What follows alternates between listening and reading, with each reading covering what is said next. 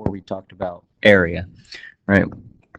And we were looking at area underneath a curve. So we had some type of curve going on, and we wanted the area underneath there.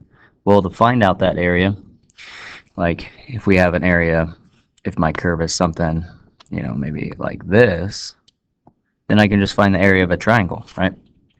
But when my area was something curvy like this, then we had to do some type of shape that we know. Like that's why we did the rectangles, which was really, hard and a lot to do with it, because then we had to find the area of each rectangle, make sure those rectangles had the same width, and then we find the difference in height of each one, right? And then we had to add up those. We had to sum those areas up, and so it was a long process, right? Well, kind of the same idea here. Certain shapes we know the volume of. So we know the volume of a circular cylinder. We know the volume of a rectangular box. So those are kind of some shapes that we know, right? Maybe we have a formula sheet that gives us kind of the volumes of different types of like cubes and stuff like that. But what about when we have something like this? So if I have some kind of solid that isn't a cylinder, something like this, well, how can I find the volume of something like this? And so this is where this idea of cross sections come in. So kind of like the idea of we have a curve and we got to find these rectangles, right, of the same size, because we know the area of rectangles, right? Well, what we do here on volume is I'm going to take a cross section. So I'm just slicing this. It's like I'm taking a knife and cutting this, and I'm looking at this area of just this slice. Okay? So if I can determine what the area of this slice is, then I can just easily take this slice and keep on slicing it and just add up all my slices together this way and add up all my slices to get this way. And once I calculate that area of one slice, I can add up all these other areas, because volume isn't volume normally like on a rectangle, length times width. That's the area, right, of a rectangle. Well, volume isn't that just length times width, and I got to times by my depth, right, my height. Well, the same thing here.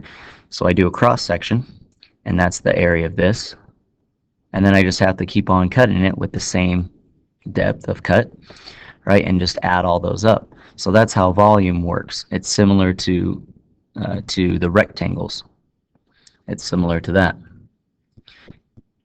So maybe here's a better visual. So you take those cross sections, and then each cross section here, each cross section here, you would go ahead and add all these areas of each cross section up, right? And so you would just take the area of each cross section and add those up. So since it's very similar to the rectangle thing, of course volume is going to be very similar to that Riemann sum, right? So it's like this. It's the area. So this time, instead, before it was our function f of xi, like that, when we did area. But now to do volume, we're taking the area of xi. Okay, so that means we need to find an area and a equation for the area, and then we can go ahead and use this. And so we figured out too that there's a faster process, right? In 4.3 there is a faster process to find the area, and the area is the volume, right? So then we have this definition that allows us to find the volume, because we can just take this sum here, and if we take the limit of that sum, that means we're getting to the volume. And so that's what this formula says, and we can see that we have the limit here of this sum is the volume. That's the same thing as taking the integral of our area. So this is a little bit different from the ones that we did in last chapter. Last chapter was just a regular function, x. So in chapter 4 we were given this function. Here we still have a function, but it's just the area function. But a lot of times we won't be given this area function. We'll be given some shape like a circle, and we'll have to take the cross section and determine what type of kind of shape do we have in order to find the area. And so we'll use some of our area equations, like area of a circle, pi r squared, and maybe area of a cylinder, not a cylinder, but area of a rectangle and stuff like that, in order to plug it in right here, and then we can take the integral of that. And real quick, we are doing these slices from now when we do this volume. it is perpendicular to the x-axis. So if I have a solid like this, a solid sphere, when I have that, that's called, I have a solid, okay? Circular cylinders, those are called disk. So those kind of come up later on. And so I'm going to show you how to, first we take the cross section of this, and then we'll figure out what shape this cross section is in, and then we'll use that cross section, the shape of it, to determine which formula for area I'm using. So when I cut this down here, I am looking at a circle, so that means I'm going to use the area of a circle, which is pi r squared. So that means I need to find what r is, because I need all these in the same terms. Okay, so r of the cross section is not r of the sphere, right? So a sphere has a radius right here, but that's not my r for this area equation. That r for the area equation is dealing with the area, or the radius of the cross section. And because we are going from negative r to r, that'll be our a and our b, negative r to r. And because that's in terms of r, we want to make sure that y is in terms of r too. So we have this right triangle here. So we can go ahead and use Pythagorean Theorem to get our radius of our cross section in terms of an r. Okay, so if we square our y, that would be equal to r squared minus x squared. All right, because this r right here is across from the right angle, so that's our hypotenuse. So it's y squared. Y squared equals r squared minus x squared. Okay, and so y is our radius of our area of our cross section, and so r is being squared. That radius y is being squared. So y squared. And so y squared equals r squared minus x squared. So that means our area is pi times that y squared, which is r squared minus x squared. And now we can go ahead and take the integral of that from negative r to r, because that's where our sphere is going from. And so, and we're doing this because it's perpendicular to the x-axis. That's our cross section. We're doing it in terms of x. Okay, so really this r squared is just some number. So when we integrate this, it's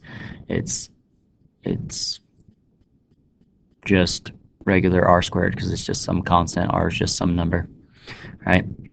All right, so now what we can do is if we cut this sphere in half, the area of this, or volume of this, is going to be same of this side. So really all we have to do is go from 0 all the way out here to r, and then just times that by 2, and that would give us the volume of both sides, rather than doing this. Okay, and we can take that pi out front as well, right? And so then we're just integrating the r squared minus x squared in terms of x from 0 to r. So when I take the integral of this is just like some constant. Okay, so that's just r squared times x, just like having a 3 there. And then this would be 1/3 x cubed, right? And then we're going from 0 to r, and then we're going to times that by 2 pi. Okay, so then I'm going to plug in my r first. So my r here is going into my x's. 1/3 r cubed. And then subtract, plugging in 0. Well, that's going to be 0 minus 0. So that's really going to be no difference. So we have 2 pi times r cubed minus 1/3 r cubed, which is just 2/3 r cubed times 2 pi. So that's just 4 pi thirds r cubed. And so that's our volume. And you can look up that volume formula. It's right there. That's what it is. So that example that we did right there, that's called solids of a revolution. So that was obtained by revolving around some kind of axis. Okay, and so those equations either look like this. if we're revolving around, say, the x-axis, it looks like this. Revolving around that y-axis, it looks like this. And then if our cross sections are disk, right, then our radius of our disk are being in terms of y or x, depending on which axis I'm going to go. And because disk are circles, that's why we have this formula pi r squared, right? So our cross sections will be a disk, which is a circle. So we use the area formula pi r squared, and we just need to solve in terms either in terms of dx or dy, right? Depending on which way we do our cross sections. So if we do it perpendicular to the x-axis, that means we're in terms of x. If we do it perpendicular to the y-axis, that means we're in terms of y. So what happens when we have this type of shape? So here we have this function, and it's being rotated to create a solid about the x-axis. So it's rotating, just spinning, spinning, spinning, spinning, spinning. So then it might look like something like this, and it spins. And so all this, we want to find the volume of all this. It's just spinning to create this solid like this. Okay, I believe we're going still from 0 to 3. Okay, so if I do a cross section, slice it right here, and I open that up, what's it going to look like? Well, it's going to look like a circle. Okay, and we know the area of a circle is pi r squared. Well, what is r? R is from the center out, right? Well, to the center out, well, that's just our y value, right? And our y value is right here, this equation. Y equals the square root of x. So that's our radius of our cross section, would be just our height of our function, which is our y values, right? So when I take pi r squared, my y, or my r, sorry, is my y, which is square root x, and that's being squared times pi. So that is pi x. Okay, so that is my area formula. Now I just have to integrate that from 0 to 3. I can take the pi out front because it's a constant. Oops, 0, 3, not 0 pi. And x dx, so that would be 1/2 x squared from 0 to 3 times by pi. And so I get, plug in 3, plug in 0's not going to do anything, right? So pi times 1/2 3 squared minus 1/2 times 0 squared. So that's just going to be 9/2 times pi, which is just 9 pi halves. So that's if I was going from 0 to 3. As I look up, I see that it's actually from 0 to 1, but you just plug a 1 in there instead. So either way, that's fine.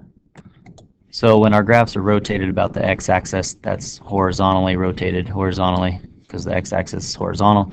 We'll use this equation, and when it's rotated about the y-axis, we'll use this equation. So basically, if it's a cross section as a disk, meaning a circle, then you're going to use the area pi r squared. And then if it's not, you might have a washer, which means you have a disk, but you have a hole through the center, so it looks something like this. Okay, so it's like if I have this shape right here, and it's being rotated about the x-axis, so spun around, it would look like this, where there's a hole all through the middle. And so that's called a washer, or a donut, whatever you want to call it.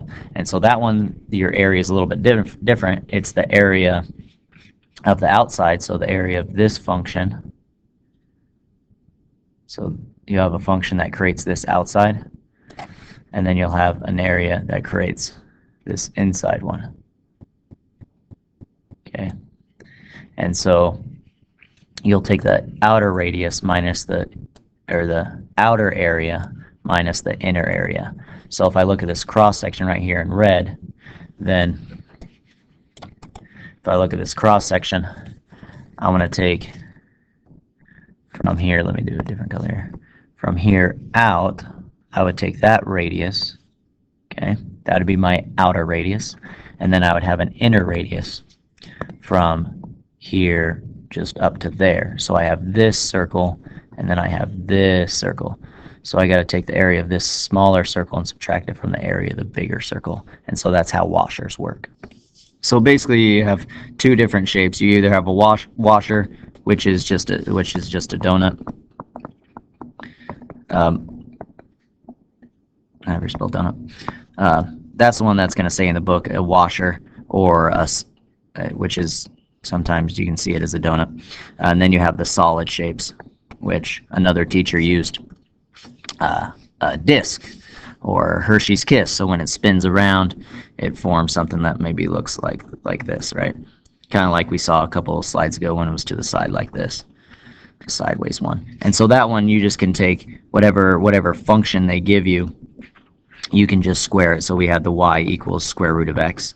They gave me that function, so all I do is just square it, and then my radius is just pi r squared, which is just going to be my y squared, which is just square root of x squared on that problem.